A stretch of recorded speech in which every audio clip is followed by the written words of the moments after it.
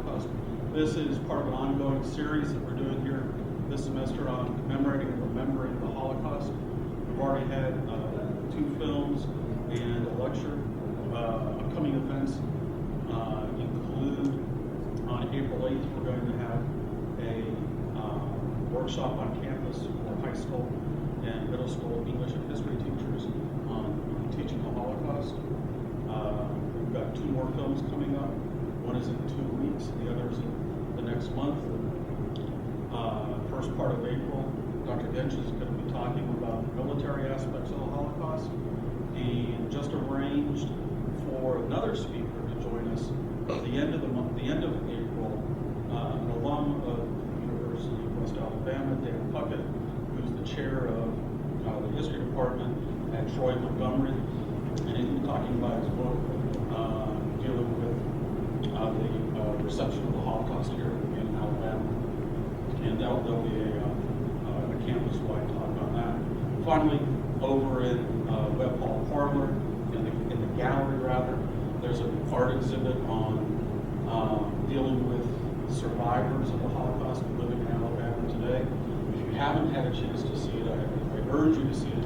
It's very powerful, it's very moving exhibit, and it's only there until this Friday afternoon. So after that, I have to take it back to Berkeley. Okay? So I'm glad y'all can make it, and I give you Kelly. Hi. Thanks everybody for coming. It was awesome. Thank you. Before I actually get started with the talk, I have a couple of thank yous to hand out. First of all, I want to thank Dr. Schellhammer for asking me to do this. He's known basically since I started working here that I have a thing about the Holocaust, and I have a very deep interest in it. And so when he decided to do this, he contacted me, and my first response was, well, yeah, absolutely, that would be cool. The second thank you I want to give is to Dr. Slim, because in the last few days, as I've been trying to craft this into its final form, he has popped his head in my office, and we've had some wonderful talks that have helped me shape this presentation to be a lot better. So Dr. Slim, thank you so much. I want to thank somebody who's not here, Dr. Jerry Rosenberg at University of Alabama, because he really kind of increased my interest in this with our conversations and his class that I took. He's amazing, and I wish he could be here, but his health doesn't let him travel. And finally, I want to thank my husband, Matt Kelly, because he's been doing toddler duty while I've been preparing this talk. So the baby hasn't seen me much, but Daddy's taking care of him. So. Okay, so I chose to talk about propaganda in the Holocaust because I'm a social psychologist for starters, but I have an especially strong interest in group dynamics and social influence, and I think those 2 things are really important to understanding the Holocaust. So I decided to look at propaganda and look at how propaganda perpetuates prejudice, which then can lead to the kinds of thought processes and behaviors that can lead to something like the Holocaust and the genocide that occurred there. The major point I want to make, which I'll make at the end, is that we can study the Holocaust, in every way possible, but the important thing is to learn from it so it doesn't happen again. And it could easily happen again, even here in the United States. It wouldn't be beyond the realm of belief. So I'm going to try to explain how propaganda helped Hitler to shape Germany to allow this kind of thing, and then I'm going to talk about how we can actually learn from it and do things to prevent it. Okay, so in a lot of the conversations about the Holocaust that I've had is people ask, how was it that Hitler could take an entire country and convince them to go along with his plan to get all of the Jews out of Europe? Originally, he wasn't planning on the mass extermination, but eventually it led to that. But even so, he was basically saying he wanted to take half of Europe and get rid of it. How does he do that? Well, the major way that he did it was by creating, with the help of Joseph Goebbels, creating the most effective, influential, and strongest propaganda machine in recent history. Goebbels' entire job was propaganda minister. It was his job to sell this, and he was good at it, about the only thing he was good in, but he was good. They used the propaganda machine to influence, manipulate, and sometimes to outright lie to the German public. But they did it well, so they got away with it. Now, I'll tell you this, anybody with the knowledge of these methods can actually use this kind of thing to sway public opinion, but hopefully what you learn here tonight you won't use for evil. My point is that anybody can use these to control behavior, and I use control loosely because social psychologists don't really like the idea of brainwashing, but it's really easy to change somebody's behavior to do what you want. So I want to talk about how social psychology can help us learn about that and prevent it from happening again. So the first thing I should address is, what is propaganda? This is a word that's very commonly thrown around, but the definition is difficult. The actual definition is it's the propagation of a particular doctrine, okay? Now, the problem with that is that that's not how it started out. The first use of propaganda was in the 17th century by the Pope, because he was trying to find ways to convert people to Catholicism. The first purely negative use of the term was after World War I, and they were talking about the information used by totalitarian regimes, which is kind of the way we use it nowadays, okay? So, what's interesting about this is that when you compare propaganda to education, it's very difficult to tell where one ends and where the other begins. Education is defined as the passing on of knowledge, but really there is no fine line, there is no line between them. Pretty much the way we look at it now is whether it's propaganda or education depends on how you view the information. If somebody says something and you don't agree with it, it's propaganda. If somebody says something and you do agree with it, it's education. So let's talk about this talk for a minute, okay? Most social psychologists, as well as myself, try very hard to do away with prejudice, and so we are going to consider this talk as education for right now, okay? But I'll let you, form your own opinions about whether this is anti-Nazi propaganda or if it's actually education. So, to me, it's education. One of the questions that I've run across in most of my research on Nazi Germany is where Hitler's hatred of the Jews came from. And you often hear, well, there was supposedly a little bit of Jewish in his family, which, according to the historians I've read, they found to be untrue, or it was a Jewish panel who denied him entrance into art school, which is what he really wanted to do. But I don't believe that one single event can account for the kinds of racism and prejudice, he called it racism, although it's not, but that kind of prejudice to take form.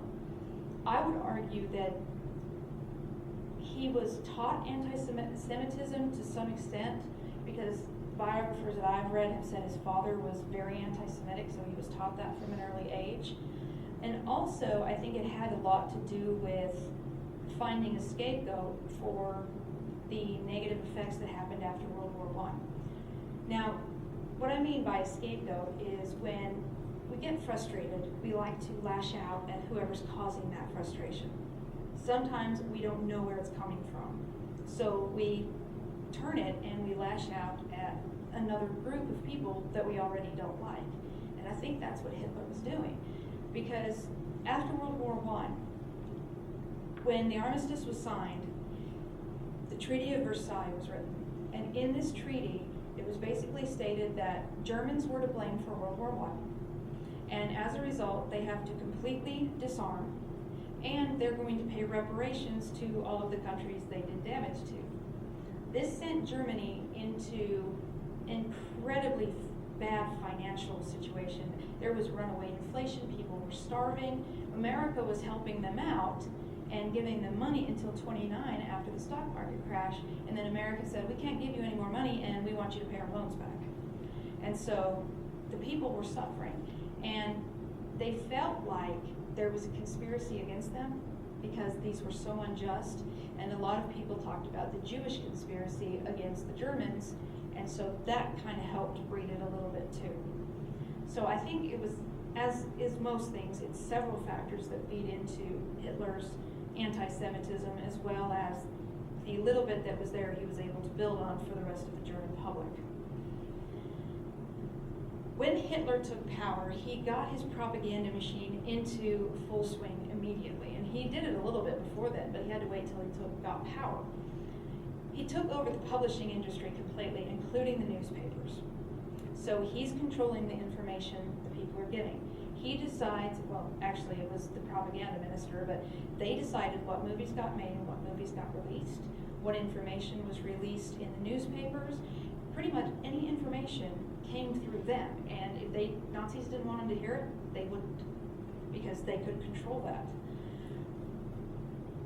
And it went even beyond that, because when he took power, he actually changed school curriculum to focus on something else. It focused a lot more on race theory, because he was trying to convince that Jews were an inferior race, although there's no evidence that Judaism is a race, it's a religion. But race is a better way to look at it if you want to force them into that group and not let them leave, like through conversion to Christianity or something like that. So kids started to learn more about race theory. There was a humongous emphasis on physical strength, and there was a singular attempt to stop critical thinking, because if you're not critically thinking, you're not questioning. And so the little kids were even given stuff in their little workbooks at school. Here is a quote from a children's book of verses from 1936. He'd been in power for 3 years. This is a quote: "The devil is the father of the Jew. When God created the world, he invented the races, the Indians, the Negroes, the Chinese, and also the wicked creature called the Jew." This is the education that was being given to the German children. So now you're really laying the foundation for, because this was a 1,000-year Reich, you have to lay the foundation for later generations to continue on with your goals, I guess, would be a good way to do it. A good way to talk about it. Now, it's not just about control of information, because you also have to create a social reality. The reality that was Germany after World War I and before Hitler took power was there was a lot of social unrest because of all the problems they were dealing with, but most people didn't see the Jews as that big of a threat. They might have been slightly anti-Semitic, but it wasn't a big deal. Hitler had to create an enemy, and in order to do that, he had to create the social reality. Now, in order to have a scapegoat, in order to blame somebody else for what has happened, you have to create an out-group. And out-groups create themselves. An in-group is, this is the group you belong to, this is us. The out-group is them. So it's us versus them, basically. Hitler was very, very good at creating the Jews as them and the Germans as us. And so now, if they're not part of us, if they're not like us, it's easier to blame them. So the creation of the out-group is the big thing. The hard thing is telling them why they're so different. But he was ready for that too, okay? If he didn't find an opportunity to call them different on their own, he would create one. Kristallnacht was a very good example. This is known as the Night of the Broken Glass, because this was planned by the Nazis. There's no question of that, because even the police knew, the regular police knew about it, because the head of the German police told them to stand down and not do anything. But Germans went through and destroyed Jewish homes, Jewish businesses. I mean, there was so much broken glass that it took months to clean up. And after that happened, Hitler blamed the Jews, and he said it was the Jews who did it, so they had to clean it up, they had to do the repairs, and they had to pay for it. This was the use of what some people who study social influence call the big lie. You create truths where there are none. Then, when the people you're blaming it on deny it, that just makes it look better, doesn't it? Because would they honestly admit that they had done that? And if you can sprinkle a little bit of truth into it, that just makes it that much better. So he uses the night of the broken glass to say, look at these people. If they would destroy their own property in order to make a statement, is it really so hard to imagine that they would go further than that and create a conspiracy against Germany and influence the Treaty of Versailles so that we have to suffer? It's honestly not that big of a stretch when you get right down to it. And there were lots of other reasons that he could use, but creating your own social reality is a good thing. Plus, when you take negative information like, the destruction of their own property and all of these other things, now you're using classical conditioning whether you know it or not. When you take negative events and you pin them on this group, whether it's true or not, you still gather an association between those two things. And so now you're starting to develop negative associations with the Jews, and he's going to build on them. Okay? So now we have these negative associations based on the Night of the Broken Glass and all of these other events. So they're starting to become a potential enemy at this point. The people are starting to wonder, are they actually the enemy? Even if so, even if somebody sees a group as the enemy, it's very difficult to get them to act on it or behave in ways that they don't believe in. Even if you have a prejudice, most people won't admit it. Okay? And even people with prejudice, reasonable people, I know not everybody's like that, but most reasonable people would not go as far as acting on their prejudice, even if they are prejudiced. So Hitler had to get around this. How do you get people who have a prejudice and who would not engage in violent behavior to do so? Social psychology has an answer for this too. It's called cognitive dissonance. You create a situation of psychological tension, and here's how you do it. You remind people of their beliefs, and then you wait until they behave in a way that is against those beliefs, that doesn't match with those beliefs, and it creates what I like to call a psychological ickiness. It's that feeling that you're like, oh, I don't really like that. What people will do is they, in most cases, will change their attitude a little bit to line up with their behavior. The best example I can think of this is the laws and mainly the laws that Hitler passed against the Jews, the anti-Jew laws, and also behaviors that he told them to engage in, like boycotting Jewish businesses. Let's see, what is that one called? Hang on. The law for the protection of German blood and honor, which basically said Jews can't marry Germans. When he released these laws, when he put them out there, people kind of backlashed a little bit. And they were like, this is too much. So he would bring the laws back, and he would wait for cognitive dissonance to take over. Because you have people who are saying, these laws are unreasonable, but we're the ones who put these people there. We're the ones who voted Hitler in. If we voted him in, now all this is unconscious obviously, but if we voted him in, they slowly get used to the idea, and then when he reintroduces the laws, they're completely acceptable, and people will go along with it. It takes time, but give it a chance and it'll work. He may not have used the term cognitive dissonance because it wasn't coined yet until about 1955, but cognitive dissonance was still there. So he knew how to create a change of attitude in people. Okay? So, you kind of have those psychological processes going on. Let's talk about Hitler himself and how he sold these ideas. One of the most important things about influencing people is getting them to believe you. And so how the message is delivered is very, very important. And Hitler was an expert at this. Based on what people who heard him speak said, even people who completely opposed him, they said he was a speaker who could convince you of anything. He was a very talented orator. And he knew how to manipulate characteristics in order to get messages through. So, based on psychological theory, there are two ways that we process messages. We can process them in the central route, which these are, you're motivated, you're interested, you're going to think about the arguments, you're going to kind of think about how the quality versus the quantity and things like that. Or you can process peripherally, which is you focus on cues, and those cues will tell you whether this message is believable or not. Hitler wanted people to use the peripheral route because that way they don't think too much about it. And Hitler didn't want people thinking, because when they started thinking, they would start questioning, and we can't have that. There are certain cues that allow you to basically turn on the peripheral route, okay? So his ability to speak was great.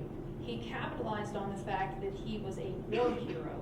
I use the term loosely there too. He was decorated with the Iron Cross in World War I, and he never let anybody forget it. He wore uniforms. People will they trust people in uniforms, don't they? I mean, they're in uniforms because they're kind of an expert of some kind, and the authority, obedience to authority that's drilled into us. Okay, so you have the war hero, you have uniforms. Okay, the other thing is when you surround yourself with things that build credibility, this helps. The Nazi rallies were absolutely amazing. I wasn't there obviously, but they were a sight to behold. I've got some pictures of some rallies that I've pulled off the internet. The internet's a wonderful thing. So here you have part of a rally where you have Nazi soldiers marching. These are well-disciplined soldiers. They march in time, and almost every one of them is carrying a Nazi flag. This will really gin up patriotism. Imagine our soldiers walking down the streets with American flags. You're going to feel a sense of pride, aren't you? Because it's America. This is my place, right? They felt the same thing. Then, when you actually see Hitler himself, when he's getting ready to make a speech, you have these humongous Nazi flags. You have this really kind of scary-looking eagle that looks incredibly powerful, and he would stand in front of that to speak. This gives you a sense of power and authority. And people listen to authorities, don't they? Yes, they do. Okay? Whether they like to admit it or not. So this is kind of the window dressing that he used. The other thing that's a big deal is credibility. Building the credibility of the speaker. And he did that with the power, the war hero, the uniform. So he knew how to cue peripheral processing and in order to keep people from thinking about stuff. Okay? Now, his speeches, he didn't speak every day. And his speeches were played out over the radio, but if it was just his speeches, it wouldn't be enough. You have to have basically an onslaught of propaganda in order to completely change people's views. So, this is where images come in. And the propaganda people in Germany were great for images. One of the ways that they capitalized on this is by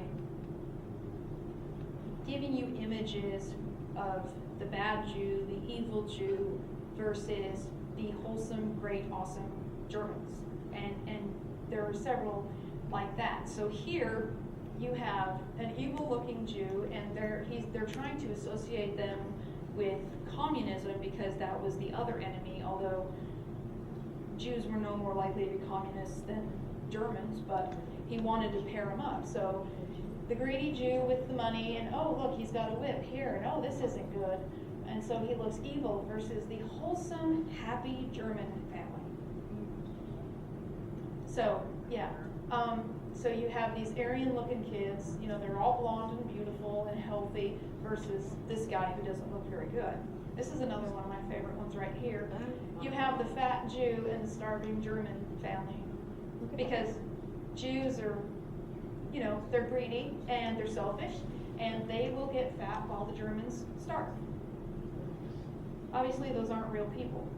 What I find ironic about this is how close these guys look to concentration camp survivors at the end of the war. It's almost like, I don't know, it was predestined, I don't know. So, these images were very, very powerful, okay? They also talked about the Jews in terms of a sickness. Previous This, I guess, is a poster advertising the movie called The Eternal Jew. And if you've never seen this, it's disturbing. But basically what they do is during that film, it's a documentary, and that's what it's called at the beginning, talking about why Jews are basically evil. In there, they pair Jews with pictures of bugs and cockroaches in houses, as well as Jews and rats. They're trying to get you to associate vermin and sickness and disease with Jews. Okay? Now, they're filming these and they're talking about bug-infested houses in the ghettos, but what they don't tell you is that the Germans were the ones who the Nazis forced them into those ghettos, forced them to live that way. And then we're going to film it and say, look how ugly and nasty these people are. But, probably there's disagreement, but it's unlikely that your typical German citizen knew what was going on, in the grand scheme of the Holocaust. When you compare a group of people to a disease or an illness, that's a bad thing, okay? But when you start using images, here are some more images about how awesome Germany is, how powerful they are, and how happy they are. I love those. But anyway, I forgot to mention this one. I love this picture. This photograph of this little girl, isn't she adorable? She's so cute. She's so beautiful. They published this image to show people how beautiful pure German children were, and why you should not taint the blood with Jewish blood. She was actually a Jew, and they knew it when they took the picture. But they sold this as this was an Aryan little girl, but she was actually from a Jewish family. So they weren't afraid to lie. And I love, when I read about that picture, I was like, I've got to use this. This is so cool. Kind of makes you wonder what happened to her, doesn't it? But anyway, this is a great picture because here you have a microscope, and here you have bacteria that are actually little stars of David, and you've got some communism symbols in here. This is telling you, unless you think about it, that Jews are a disease. They're germs. And what's the best way to get rid of a disease? Get rid of it, right? And so that could be deportation or murder or whatever. So they used this imagery, and when you see this every day, and you don't think about it, you don't process it, this starts to get ingrained in you, and you start to associate Jews with disease and with filth and things like that. And so suddenly you're like, okay, get rid of them, it's okay. So now you have the German public backing you up on this. Okay? So, what can we learn from this? What can we take from, there's so much more I could talk about, but let's take what little I've given you and see what we can do with it. Okay? So, there is a book called The Age of Propaganda written by Elliot Aronson and I can't remember Pratt-Canis' first name. I should know this, but Aronson has been studying cognitive dissonance for years. He was a student of the guy who created the idea. And Pratt-Canis is another huge social psychologist. They wrote this book to talk about how propaganda gets used in social influence. And they end their book actually talking about ways you can learn from it. And so this is in part taken from them. But one of the things we can do, and I think this is really important for everybody, is learn from our mistakes. Do not be afraid to admit you're wrong. If we don't learn from our mistakes, we're going to repeat them, as the historians like to remind us. People do not like to admit they're wrong, but it's important that we do, okay? Because otherwise we get blind to what we've done and we don't learn from it. The other thing is not only being aware of what we're doing, but do not be apathetic about things like this, okay?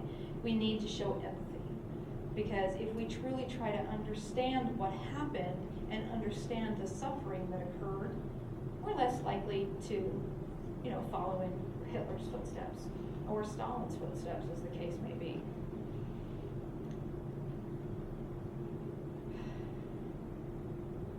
You can study social influence and learn how to use those techniques in order to battle influence, and there are some great books written by social psychologists. Influence is one of them, by Robert Cialdini, that they talk about these techniques and how you can not fall for them, basically. Because these are very similar to the techniques that salesmen use to sell you cars. The car they want to sell you, or the house that they want to sell you. So we can use these and learn to avoid being influenced. Not only that, when we hear something labeled, a group of people or an event or something, before you take that label as being, oh, this is obviously what it is, stop and think, why are they giving me this label instead of another one? Okay? Why did Hitler label the Jews as one of the very popular sayings of the time, and it was put up everywhere all over Germany except during the Olympics, was the Jews are our misfortune. Why is that up there? That's all you have to ask. And that gets you thinking. Don't be afraid to think either. There's that. Because if you don't think about it, you can follow along in all sorts of things. There are plenty of people in Germany who, if you had asked them before World War II, would they have been able to commit mass murder because they were told to? Most of them would have told you no. But yet, during the war, the Nazis created this group of ordinary men called the Einsatzgruppen, and their job was to go and just mass murder. And they would go in before the soldiers and try to round up as many Jews as they would take them to giant ditches and shoot them, and they would fall in, and then they would line up the next batch. These were everyday. These weren't soldiers. These weren't members of the SS. Okay. Now, I understand that one of the things about the Jews in Germany, and even the regular citizens of Germany, is being dissenters is not always easy, especially when it's really not a good idea, because the Gestapo might pay you a visit if you say too much against them. But even if that's the case, beware social consensus, which is, oh look, everybody else agrees with this, maybe I should too. Dr. Joe Taylor told me about this picture, and I finally found it, and it's extremely powerful in its simplicity. One guy not doing the salute. He was not falling for social consensus. Lots of those people may not have necessarily supported Hitler, but I really don't want the Gestapo to pay me a visit, so I'm going to do this. And when you start doing this, that can lead to a little bit of cognitive dissonance and a little bit of attitude change, and you build that on with the laws and things like that. And you can see how these things escalate, and how once people get committed to this kind of thing, well, I've already done this much, I should do a little bit more, or I can't very well back up now because then I'll seem inconsistent. So, I want to end this talk. I'm happy to take questions, but I want to end this with a quote that I read from my favorite irony of World War II, Stalin. Yeah, to me, he's the greatest irony of World War II, but he said, the death of a single Russian soldier is a tragedy. 1 million deaths is a statistic. 6 million Jews is hard to fathom. But think about them as people, as individuals. Suddenly, it's a little bit more meaningful. Thank you. Does anybody have questions about anything? Even stuff not related to this? Yes? Kelly, I was going to point out to you that your discussion about the flag is something that I'm, of course, vexillologist. I collect flags. And one of the interesting things I found about the Nazi flag is it itself was a piece of propaganda. I can be your Vanna White. Yes, no, I thank you. This is one of my prized possessions. One of my great uncles tore this down in Austria during World War II, and it's been given to me. I don't hang it on my wall, just so you know, but the holes are bullet holes. So All colors in that are symbolic. The red stands for socialism. The white stands for nationalism. The swastika itself is for the Aryan struggle against other people and cultures. I did not know that about the flag. The one thing I did know is that this symbol, if you turn it, I'm not sure clockwise or counterclockwise. That's a 3/4 turn. If you turn it flat, it's Peace, yes. isn't it? Yes. It means peace, and this is a symbol that's been used for thousands of years. But the Nazis kind of twisted it the way they twisted everything else. So, They actually did studies into it, and the one thing they looked at when they actually turn it, that quarter turn, the three-quarter turn, is that if you line it up in mass the way they did, it's very hypnotic. ooh, It's very that hypnotic. makes sense that it would be, yeah.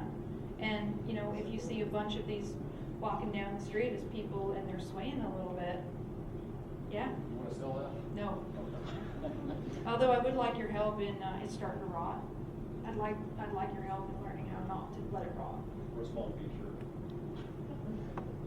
Well, there you go. No, I'm not selling this. This is my great uncle's. This is the Pivot side of the family, so I'm always keeping them.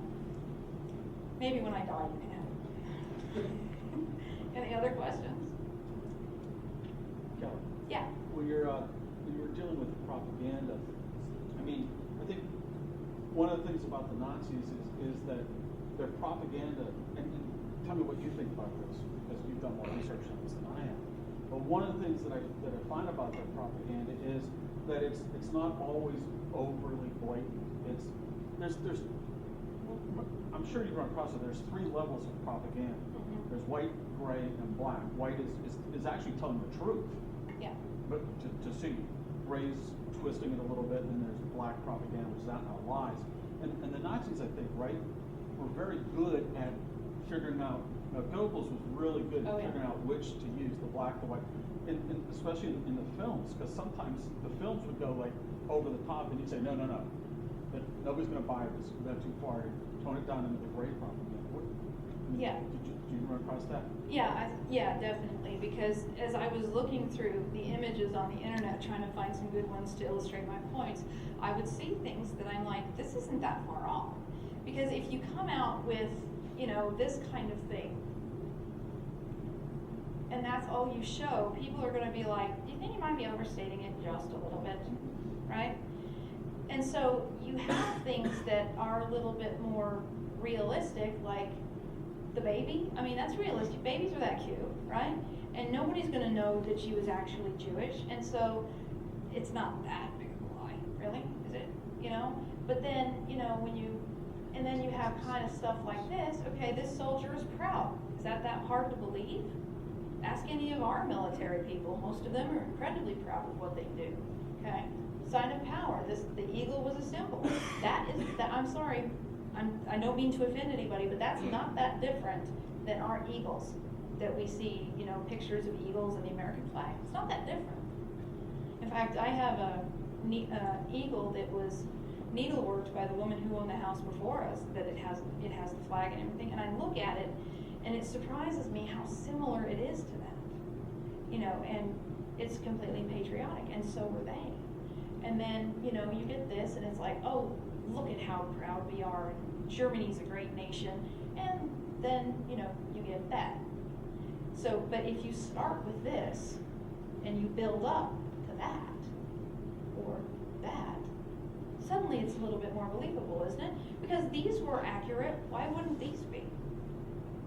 Does that make sense? I mean, yeah, that's definitely, and if you're going to engage in propaganda, start light. Because if you come out with your guns blazing like this, people are going to be like, no, it's too much. And there were some things in The Eternal Jew, the film, that I was actually surprised to see. I was like, they actually did that? I mean, the fact that they were talking about the ghettos and this is how Jews lived, that I'm like, no, you forced them in there.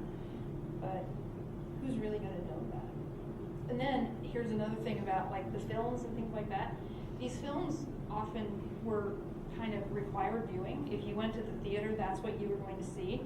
And interestingly, when they were seeing these documentaries, or propaganda, whatever you want to call them, Gestapo would be lining the sides. And when the Gestapo's sitting there watching you watch a movie, you don't disagree with it. You clap. And then when you start clapping, cognitive dissonance kicks in. I don't believe in this, but I'm not clapping because of this, and maybe it's not so bad after all. I mean, the SS and the Gestapo, people were terrified of the Gestapo just from stereotypes. And the SS, those guys were just scary. And they were trained to be that way. And you didn't want either of them paying you a visit. So when you require viewing like that, and then, you know, you're facing death if you don't agree, you're gonna start agreeing. Mhm. In a class I'm taking right now in political science, one of the books we were required to read was Bad Leadership by Barbara Portman. And when we got to the evil characteristic of bad leadership, of course, Stalin was, and Hitler. But the critical part was, it's the followers that go along with the evil leader that ultimately lead him to success. If they don't have the followers, they can't accomplish what they need to accomplish. Yeah, I Do mean, you that is agree part of with it. We that? say Hitler this and Hitler that, but Hitler had lieutenants and Hitler had, guys below him. But then, if the German public was really against what he was doing, they would have stopped him. I mean, how many dictators that could have been weren't because they never got the foothold? Because there are revolutions, and so I think the German people probably would have gone to that eventually had they found out about the death camps and the concentration camps, because I think most of them didn't know. But yeah, you're right. I mean, people have to be accepting of it to let it get to that level. And then once it gets to a certain level, it spirals out of control, and then the people have trouble stopping it. And so what's scary though is how much sense it makes at the time. People are very patriotic, regardless of where they're from. We could easily fall into the same kind of trap if we got the right person in office. Absolutely. It's just as relevant now as it was. Because this isn't the most recent genocide. Right? There's genocides going on right now. So, yeah. Along the lines of what you were just saying, Hannah Arendt, in response to a question of what she found most distasteful about Germany in the latter 1930s, responded by saying it wasn't the way the Nazis behaved, it's what you expected the Nazis to do. She said what was most disappointing and painful to her is the way their friends and the Jews behaved. They expected you to show sympathy, they expected you to show kindness and continue your friendship with the German Nazis. So that was Yeah. So speaking along the lines of followers, It got to be an unbearable situation because neighbor was turning on neighbor, and if you did something to make your neighbors mad, all they had to do was call the Nazis and the Gestapo would pay you a visit. You might never be seen again. I mean, it got to the point where people were afraid of each other, even Germans, because all you had to do was whisper that, hey, this person over here might have some Jew in them, and suddenly they're under investigation. And there was a certain level at which if you only have this much blood, you're not Jewish. But that was kind of, I think it was like a quarter or an eighth is when you were suddenly okay. And it's like, why that? But I mean, they had names for the different levels. You had the full Jew, and then you had the 3/4 Jew and the half Jew, and they actually had names for them. I mean, they were putting them in little, but yeah, neighbors turned on neighbors, and it was, in some ways, on a much smaller scale, obviously. It kind of reminded me of the Salem witch trials. The way that hysteria grabbed them, and everybody was like, oh, she's a witch, she's a witch, she's a witch. It was kind of the same thing. It's like this hysteria grabbed them, and they all get so caught up in it, they can't see the forest for the trees. It was survival. That's partially based, but I think it goes beyond survival. Because The term you're in. evolutionarily speaking, the best chance for survival is group, not individuals, at least for the human race. Well, they wanted to relate themselves to people, so survival was. Yeah, but if you know your neighbor is not Jewish and you say they are, but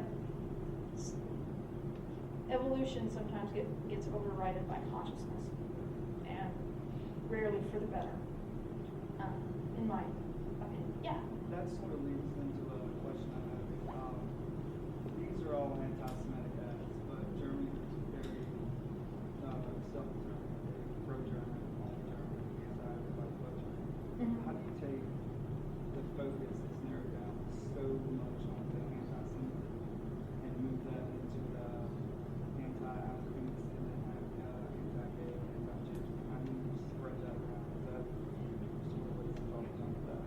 Well, I actually thought about talking about all of the groups that he targeted, but I was only given an hour.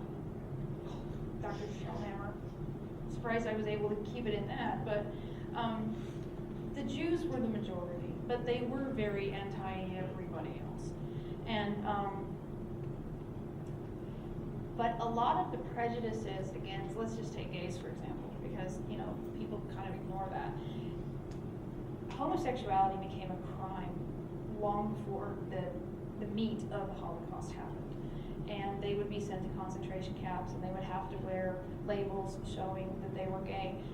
But the way that the Nazis approached that was that this is against God, because Hitler liked to invoke God, believe it or not, the Christian God, of course. But he would say this is against God because the Bible says it's wrong. And not only that, homosexuality there was so much prejudice against it at the time, he didn't have to work for it. And so the gypsies, they were seen as subhuman by almost everybody in Europe because they were nomads and they were dirty. And so I think a lot of those other groups, he didn't have to work quite as hard. But Jews had become so ingrained in society and so much a part of society that it was really important that people start separating it, because Jews had integrated basically into the society, and they would intermarry with Germans, and they would be in all of the different classes, high class, low class, and he had to separate that. And so at one point, one of the laws he passed in the early 30s was that Jews were no longer allowed to marry Germans, and if you were a German who had made that mistake earlier, that you would be granted a divorce like that. And they said, you should divorce these people because you don't want to pollute our race, right? So I think he had to work harder for the Jews than he did on the other group because the prejudice was already much deeper than it was for the Jews. Did that even answer your question? Oh, good, okay. Sometimes I get off on things and I forget what you've asked. Any other questions, comments, thoughts, anything? Going once? Yes?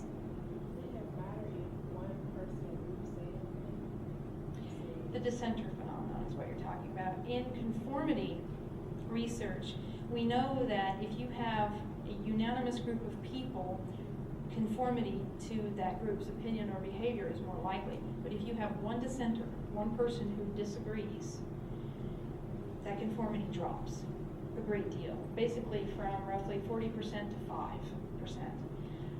according to the studies by Ash and Crutchfield and those guys. But in Germany, it was a little bit different. It wasn't as clear cut than that because you did have dissenters, and you had people who wouldn't go along with it. And like the last picture I showed, the one guy like this, he's like, I'm not buying this. People were very afraid to do that because if you disagreed, you got visited by the Gestapo. If you got visited by the Gestapo, you disappeared. It was pretty much a death sentence. And so being able to dissent in, by comparison, this country is a lot easier than in a dictatorship, because dictatorships basically try to smother any dissension at all, and so it doesn't work the same way as it does in a regular group. So, not really, no. In fact, historians help me out here, but I can't think of a single instance of dissent that really got a ball rolling against the whole thing. There were pockets. In Nazi Germany? Yeah. There's the White Rose Society, but it was very small. Yeah. Yeah, it was small. You had pockets. Right. But these pockets never got together, and the pockets never spread. Does that make sense? And so, because so many people were afraid of being visited by the Gestapo, or the SS, or ending up in concentration camps, or all sorts of things like that. So, dissension really didn't help at all.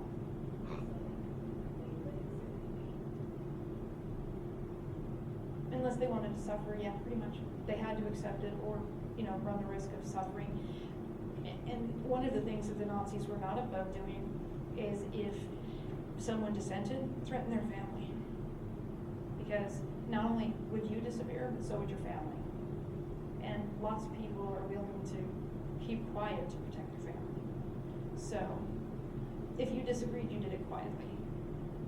Because if not, you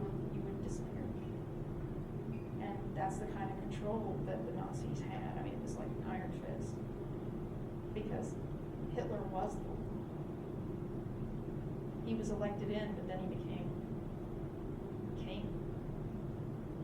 times infinity. I don't even know what to compare it to, but he became the dictator. And so he wasn't going to end his term in office and move on. Does that make sense? Anything else? Okay, well, thank you guys for coming, and thank you for your attention, and I hope you guys